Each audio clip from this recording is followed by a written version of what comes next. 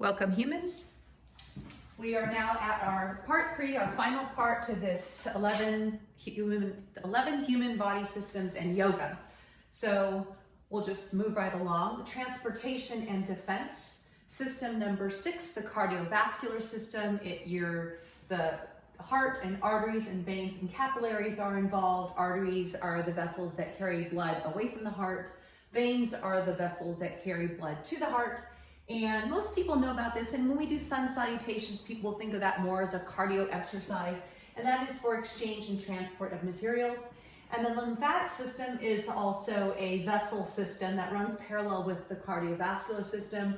Lymph nodes, vessels, spleen are involved. And immunity is one of the main functions in fluid balance. Immunity, such an important, people talk about, you hear a lot about people being immunocompromised.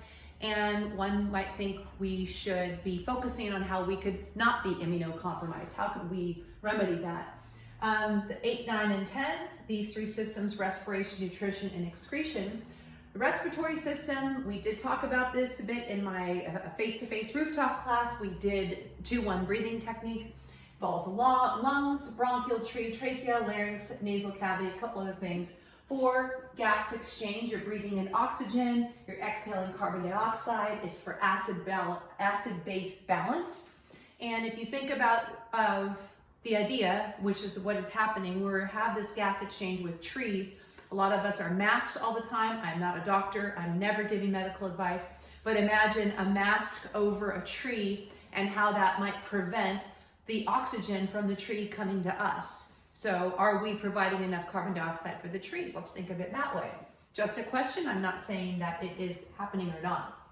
The digestive system, stomach, intestine, both small and large intestine, esophagus, liver, mouth, those are all things that get the food, and it goes to breakdown and absorption of nutrients. We do need to think about with food, if the nutrients are getting into the cells, if the waste is getting out of the cells, that phospholipid membrane, is it working properly? Is our diet, that the food that we're eating, is it supporting the integrity of the cell membrane? Things to think about, nobody seems to talk about. I think about it all the time. And then the urinary system involves the kidneys, ureters, bladder, urethra, and that is for exchange of waste, fluid and electrolyte balance. We hear a lot about electrolyte balance, and then acid-base balance. And lastly, the reproduction and development, both for female and male reproductive organs. Most of you know about that.